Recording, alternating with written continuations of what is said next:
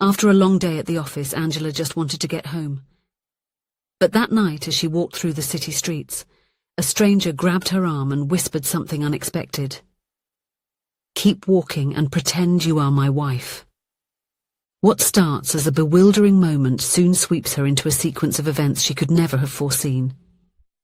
Amid hidden truths, unlikely encounters, and a connection that defies logic, Angela will see her meticulously constructed routine turned upside down. Hello, my friends. I am Linda, and this is Linda Love Stories. I hope you enjoy this story.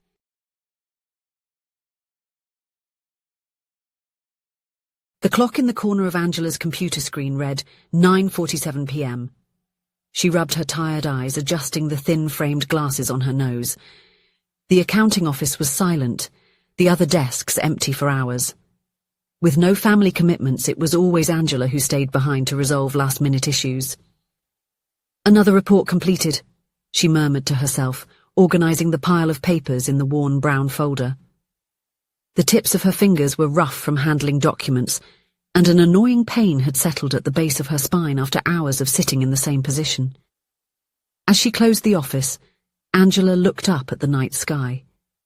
The stars were hidden by the city's light pollution, but the full moon shone majestically. The air was pleasantly warm for a Friday night. At the taxi stand, after waiting for more than half an hour in vain, she made an impulsive decision. "A walk won't do me any harm," she thought, adjusting the strap of the bag on her shoulder and holding the document folder firmly against her chest. At 32, Angela considered herself in good shape, despite her sedentary routine. A 45-minute walk would even be welcome after a whole day sitting down. The downtown streets were lively. Restaurants with tables on the sidewalks housed couples holding hands, laughter echoed from the open doors of bars, and groups of friends walked together, sharing stories and plans for the weekend. Angela observed these scenes with a mix of curiosity and melancholy. The last time she had gone out with friends was almost 2 months ago, when her college friend Melissa was in town for work. All the other friends seemed to be in a different phase of life, married, with kids, or living in other cities. And no one ever talks about the difficulty of making new friends in adulthood. Not that marriage is essential for happiness, she always told herself. But there were moments like that night when loneliness felt heavier than usual. The bills to pay and the promotion she aimed for had become the center of her existence. Distracted by these thoughts, Angela didn't notice when the door of a bar suddenly swung open. A man rushed out, colliding directly with her. The impact caught her off guard, causing her folder to slip from her hands. Like a slow-motion movie scene, dozens of reports scattered across the sidewalk, some dancing with the gentle night breeze. "Damn!" Angela exclaimed, immediately crouching down to gather the papers before they got dirty or blew away. "I'm sorry, I really didn't see you," said the man, bending down to help as well. "Let me collect these papers." When Angela looked up, she met a pair of hazel eyes watching her with genuine concern. The man seemed to be around 35 years old, with slightly tousled dark hair and striking features, coupled with a bit of stubble that gave him a casual air. "You didn't have to run off as if you were escaping something," Angela retorted, the day's stress evident in her voice. "Just look at this, they're all out of order now." "I really am sorry," he replied, picking up a few more papers. "I was, distracted. These seem important." "They are accounting reports that I need to review for Monday," she explained, softening her tone upon realizing his sincere effort. "Now I'll have to reorganize everything." "Working late on a Friday and still taking work home?" he asked, with a tone that mixed admiration and pity.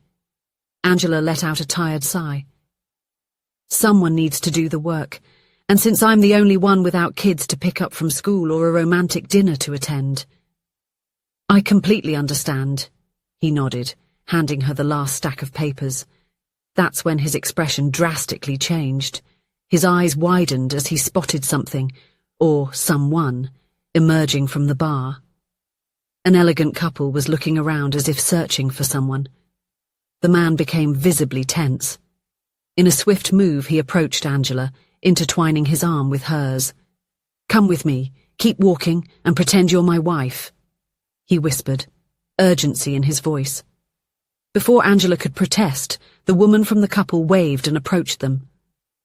"Arthur, there you are. We thought you had left us," she said with an artificially wide smile. Arthur, now Angela knew his name, assumed a confident posture, gently squeezing her arm as if making a silent request. "No, it's just that my wife called me saying she was arriving, and I came out here to meet her. Teddy and Lauren, this is my wife." There was a momentary pause, and Angela felt the weight of the three's expectant gaze on her. For a second, she considered unravelling that facade, but something inside her, perhaps the monotony of her routine, perhaps the desire for an adventure, made her play along. "Angela, my name is Angela," she said with a convincing smile. "Nice to meet you, Teddy and Lauren." The slight relief on Arthur's face was almost imperceptible, but Angela noticed it, feeling a strange complicity forming between them. "You need to join us for another drink," insisted Lorraine, a woman with perfectly styled blonde hair and a dress that certainly cost more than Angela's monthly salary. "We didn't want to intrude," Arthur began, but Teddy, a tall man with broad shoulders, was already leading them back inside the bar. "We insist. We can hardly believe Arthur finally got married. We need to meet the woman who managed to tame our eternal bachelor." The bar was cosy, with dim lighting and dark wooden tables. Soon they were seated in a booth with drinks in front of them. Angela opted for a glass of red wine, while Arthur ordered a whiskey. "So, how did you two meet?" Lauren asked, leaning forward, her eyes shining with curiosity. Angela and Arthur exchanged a quick glance and she decided to take the lead. "It was, in a bookstore," she improvised, recalling her favourite place. "We were looking for the same book, and there was only one copy." "A novel?" Lauren asked, smiling. "In fact, it was a book about personal finance," Angela replied, staying close to her reality. "We ended up deciding to share it." Arthur entered the game with surprising naturalness. "It was the best decision of my life. We ended up meeting in a cafe to discuss the chapters, and well, here we are." "How long has it been?" Teddy asked, seeming genuinely interested. 2 years of dating, 6 months of marriage," Arthur replied promptly. 8 months, Angela corrected at the same time. There was a moment of awkward silence. 8 months, Arthur repeated, smiling nervously. "Time flies so fast when you're happy that I lose track." "A toast to the newlyweds, then," proposed Teddy, raising his glass. As the night progressed, Angela and Arthur built a fictional story of their relationship together. Each question was a new challenge, and the answers didn't always align perfectly. At one point, Arthur mentioned that they had a cat named Winston, while Angela, minutes later, talked about her allergy to animal fur. "That's why Winston lives at my sister's apartment," Arthur quickly added, prompting disguised laughter between them. There was something extraordinarily liberating about creating that fiction. Angela, usually reserved and methodical, found herself immersed in the role of a passionate wife, inventing details about a honeymoon on the coast that never happened and plans for the future she had never considered. By around midnight, after many shared stories and a few rounds of drinks, Lauren and Teddy finally said their goodbyes, not without insisting on scheduling a dinner soon. When they were finally alone on the sidewalk in front of the bar, Arthur let out a long sigh of relief. "I really don't know how to thank you," he said, running a hand through his hair in a gesture of nervousness. "Lauren is a friend of an ex-girlfriend of mine from a long time ago, a complicated relationship that ended, well, not very well. When I saw her in the bar with Teddy, I knew she would rush to tell my ex that she had met me. And you didn't want to seem like the sad, abandoned bachelor," Angela added with an understanding smile. "Something like that," he laughed, a bit embarrassed. "When I realised they were coming my way, I panicked. That's when I bumped into you." "Well, I guess we're even now for the mess with my papers," she joked. "More than even. You were amazing in there, creating that whole story." "It was fun," Angela admitted, realising that it was the first time in months she felt truly excited. "A welcome break from my routine." Look, I know this was weird and totally unconventional, but... Arthur hesitated as if thinking over his next words. It was a pleasure meeting you, Angela. Truly. Likewise, Arthur. There was a moment of silence, filled with the distant music leaking from the bar and the hum of the still busy street. Well, I guess it's time to return to reality, Angela finally said, adjusting the folder under her arm. I have reports to reorganize, remember? Of course, he nodded, looking a little disappointed. Can I at least call a taxi for you? There's no need. I live relatively close by. They said goodbye with a slightly prolonged handshake and an awkward smile. Angela watched Arthur walk away before heading her own way, with an odd feeling that something significant had just happened in her life.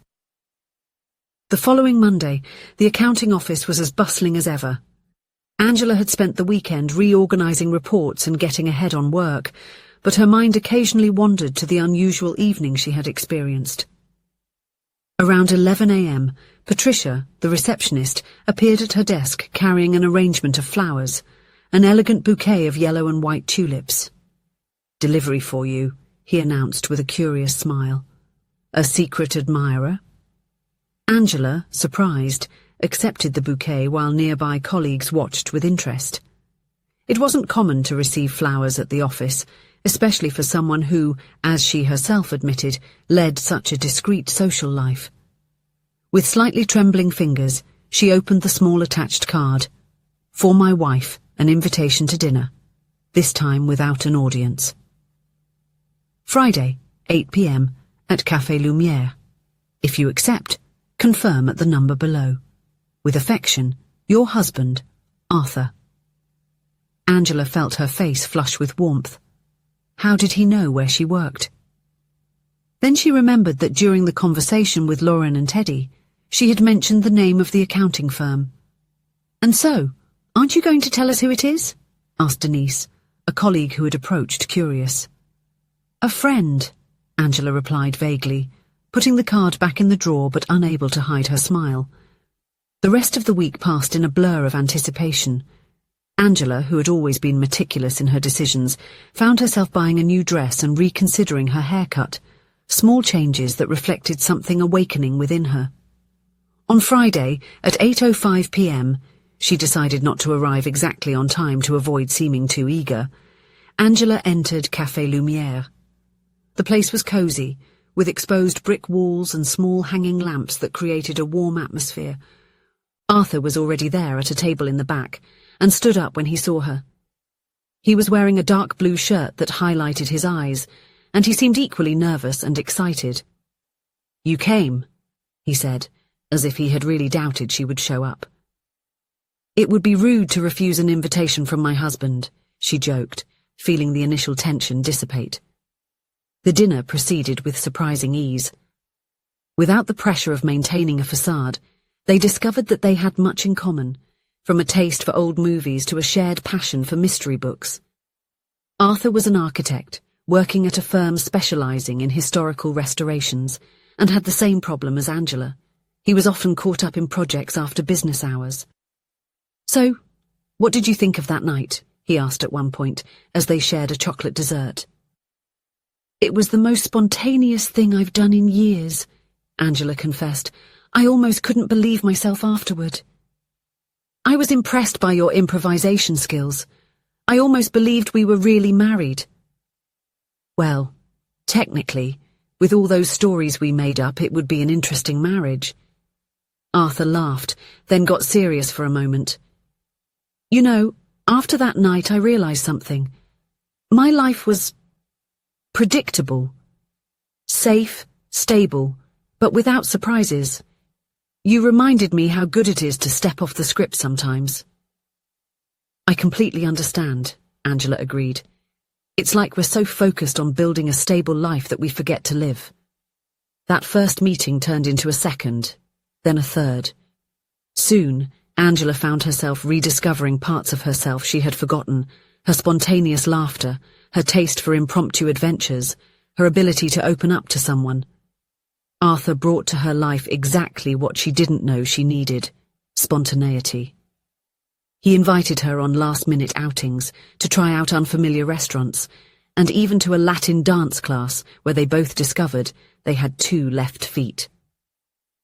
3 months after that unexpected meeting, on a Sunday afternoon, they were walking through a city park when they spotted Lauren and Teddy coming their way. "Our accomplices," Arthur murmured, squeezing Angela's hand. "Arthur and Angela!" exclaimed Lauren, genuinely surprised. "What a wonderful coincidence!" There were hugs and greetings, and soon they were seated in a nearby cafe, chatting like old friends. "You seem even more in love than the last time," remarked Teddy, noticing the way Arthur looked at Angela. Angela and Arthur exchanged a knowing glance. "Actually, we are indeed more in love with each passing day," commented Angela. As the sun bid farewell on the horizon, painting the sky golden, Angela smiled upon realizing how unpredictable life's paths can be. A simple bump, an impulsive gesture, and an innocent lie had shown her something it took years to understand. Life does not wait for perfect timing or meticulous plans.